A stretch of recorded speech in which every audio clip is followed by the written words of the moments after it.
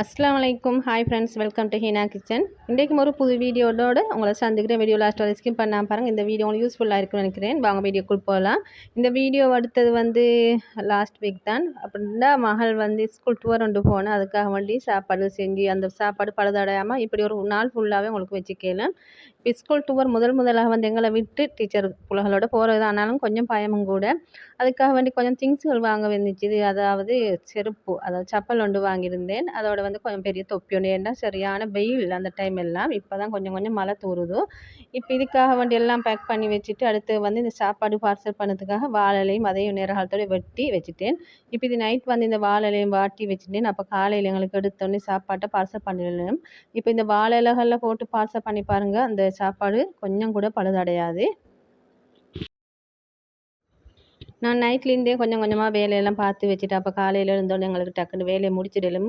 இப்போ முதல்ல சிக்கனை நல்லா உப்பு, மஞ்சள், மிளகு, சீரகம், இஞ்சி பூண்டு பேஸ்ட், உப்பு போட்டு கொஞ்சம் தண்ணி ஊற்றி நல்லா அவிச்செடுத்துட்டேன். அவிச்செடுத்த போது நான் இதை ஃப்ரை பண்ணி எடுத்துக்க போகிறேன் சிக்கன் டெவல் பண்ணுறதுக்கு. எண்ணெய் நல்லா சூடாகின பிறகு அப்போ மீடியம் ஃப்ளேமில் வச்சுக்கணும். சூடாகின பிறகு மீடியம் ஃப்ளேமில் வச்சு நாங்கள் இப்போ அவிச்சு வச்சுருந்த சிக்கனை இதோடு சேர்த்துக்கணும். சேர்த்து 2 பக்கமும் திருப்பி போட்டு நல்லா பொரிச்சு எடுத்துக்கணும். இங்கே இதை பொரிய போட்டு அடுத்து அங்கே பருப்பையும் ஊற வச்சுட்டேன்.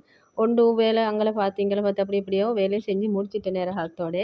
ஏண்டா தனி கையால் ஒரு ஆளாக நின்று வேலை பார்க்கணும், எப்படியும் கஷ்டமாக தான் இருக்கும், எல்லாம் செய்யணும்.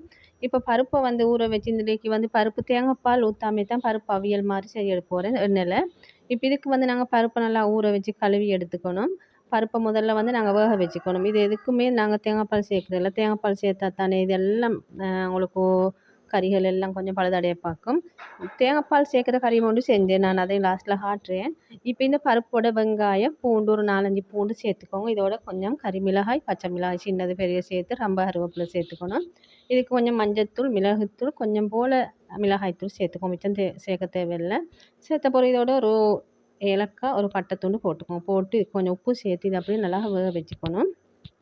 அதை அப்படியே வேக வச்சுட்டு இங்கே சிக்கனை பார்த்தா நல்லா ஃப்ரை ஆகி வந்துட்டுது. இப்போ சிக்கன் டெவல் பண்ணுறதுக்கு ஒரு ஃபேனில் நான் சிக்கன் ஃப்ரை பண்ணினே தான் எடுத்துட்டேன். இந்த சிக்கன் ஃப்ரை பண்ணினதால இன்றைக்கி பருப்பு கறி செய்ய போகிறேன், இந்த சிக்கன் டெவலும் செய்ய போகிறேன். இதுக்கு ஒரு கரண்டி இல்லைன்னா 2 கரண்டி எண்ணெய் சேர்த்துக்கோங்க. அதோட பட்டை, ஏலக்காய் சேர்த்துக்கோங்க. அது நல்லா பொரிஞ்சு வரச்சில் கடுகு, வெந்தயம் சேர்த்துக்கணும். அதெல்லாம் நல்லா பொரிஞ்சு வரணும். உங்கள்கிட்ட இதோட இஞ்சி பூண்டு பேஸ்ட் இந்த ஒரு நரக்கரண்டி மட்டும் சேர்த்துக்கோங்க. இல்லைன்னா இஞ்சி பூண்டை நல்லா தட்டி போட்டுக்கோங்க. போட்ட பிறகு இதோட கொஞ்சம் வெங்காயம் சேர்த்துக்கணும். கொஞ்சம் இல்லை, ஒரு பெரிய சைஸ் வெங்காயமோட சேர்த்துக்கோங்க. நல்லா இன்னப்படி பொட்டி ஷேப்பில் தான் நான் வெட்டி எடுத்துட்டேன். அதோட கறி மிளகாய் அதில் உள்ள விதையெல்லாம் நீக்கிட்டு இன்னப்படி அதையும் நல்லா பொட்டி ஷேப்பில் வெட்டி எடுத்துட்டேன். வெட்டி எடுத்து இதோட சேர்த்துட்டேன். சேர்த்த நல்லா கலந்துட்டுக்கணும். இதே கொஞ்சம் உப்புத்தூள் கொஞ்சம் சேர்த்துன்னு உங்களுக்கு டக்குன்னு இந்த வெங்காயம்லாம் நல்லா வதங்கி வந்துடும். இதோட நீங்கள் கருவேப்பிலை, ரம்பையெல்லாம் சேர்த்துக்கோங்க. சேர்த்த அப்புறம் நல்லா கலந்துட்டுக்கோங்க.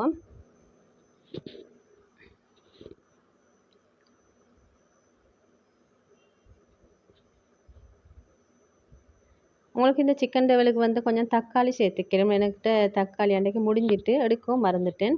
இப்போ இதெல்லாம் நல்லா கலந்துட்ட அப்புறம் உப்புத்தூள் சேர்த்து கலந்துட்ட அப்புறம் இதுக்கு காரத்துக்காக உங்களுக்கு கட்டர்த்தூள் சேர்த்துக்கணும்.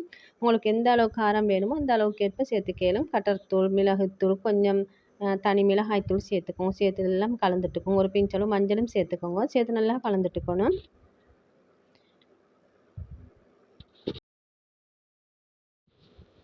இதோட நான் இன்னும் டேஸ்ட்டுக்காக வேண்டி சோயா சாஸ், அதோட டொமேட்டோ சாஸும் சேர்த்துட்டேன். உங்களுக்கு இதுக்கு டொமேட்டோ சாஸ் இல்லைண்டா தக்காளி சேர்த்துக்கோங்க. அது 2ல் 1 சேர்த்துக்கோங்க. சேர்த்த பிறகு நல்லா கலந்துட்டுக்கோங்க. நீங்கள் இதுக்கு பார்த்து உப்பை சேர்த்துக்கணுமே. ஏன்னா நாங்கள் சிக்கனில் உப்பு போட்டு அவிச்சு வச்சிருந்ததால இப்போ நாங்கள் இதெல்லாம் கலந்துட்ட பிறகு நீங்கள் லாஸ்ட்டில் உப்பை பார்த்துக்கோங்க. உப்பு போதானே உங்களுக்கு இதோட உப்பு சேர்த்துக்கலாம். இப்போ இதை நல்லா கலந்துட்டுக்கணும். இப்படி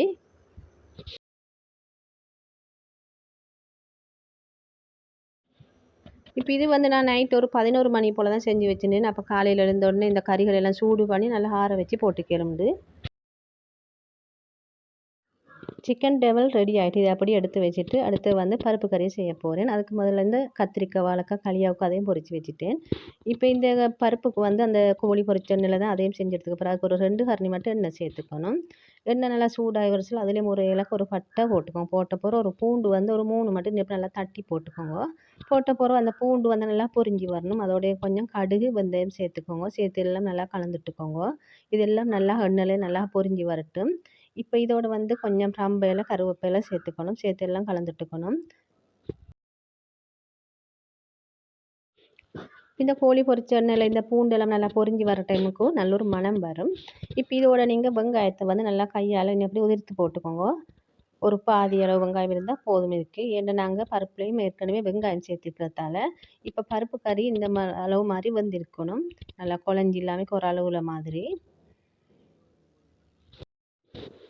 இப்போ இந்த எண்ணெயில் வந்து நீங்கள் கொஞ்சம் கட்டர்த்தூள் தூவிக்கோங்க. உங்களுக்கு கட்டர்த்தூள் தூவினா இன்னும் கொஞ்சம் கறி வந்து நல்ல மணமாக இருக்கும். அந்த எண்ணெயில் நல்லா கட்டர்த்தூள் முருகி வர டைமுக்கும்.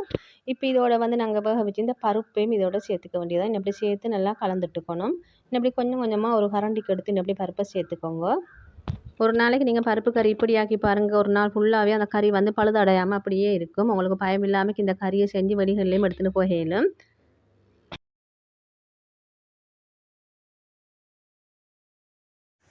உங்களுக்கு இதுக்கு கொஞ்சம் மாசித்தூளும் சேர்த்து செஞ்சு பாருங்க, இன்னும் கொஞ்சம் டேஸ்ட்டாக இருக்கும். இப்போ இதுக்கு உப்பு போதுமானு பார்த்துக்கோங்க. உப்பு போதாட்டி இதோட உப்பு சேர்த்துக்கோங்க.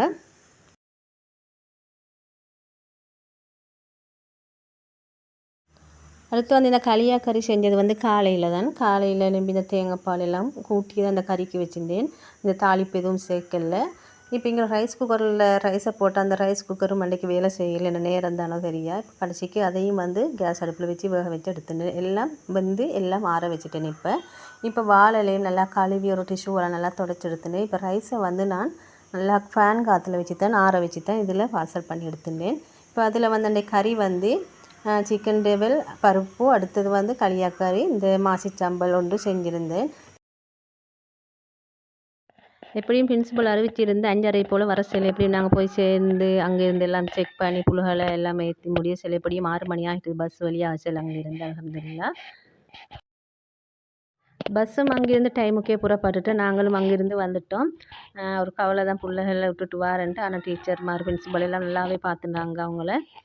அடிக்கடி டீச்சர் மெசேஜ் போட்டுகிட்டே இருந்தேன். நாங்கள் இந்த இடத்துல ஃபோட்டோஸ் எல்லாம் போட்டுட்டு இருந்தேன். அப்போ எங்களுக்கும் கொஞ்சம் மனசுக்கு நிம்மதியாக இருந்துச்சு. நாங்களும் அடிக்கொடுக்க வாட்ஸ்அப்பு போய் பார்த்துட்டே இருந்தோம் குரூப்பில். எப்படியும் மண்டே புள்ளல் வர சொல்ல எப்படியும் 12 மணி ஆகிட்டுது நைட். அல்ஹம்துலில்லாஹ் அவங்களும் வந்து சேர்ந்துட்டாங்க. இந்த ட்ரிப் போனது வந்து லாஸ்ட் வீக் தான். அந்த டூர் போய் வர டைம் வந்து நைட் வந்து 12 மணின்றாலும் 12 மணிக்கும் வந்திருந்து போன இடம் வந்த இடம் அந்த இடம் எல்லாமே சொல்லியிருந்து அவ்வளோ சந்தோஷமாக இருந்துச்சு. டீச்சர் மாதிரி அப்படி பார்த்து இப்படி பார்த்து எல்லாமே பார்த்து பார்த்து செஞ்சாங்கன்ட்டு. இந்த வீடியோ எல்லாருக்கும் பிடிச்சிருக்கு. பிடிச்சி லைக் பண்ணி ஷேர் பண்ணுங்கள். தேங்க்யூ.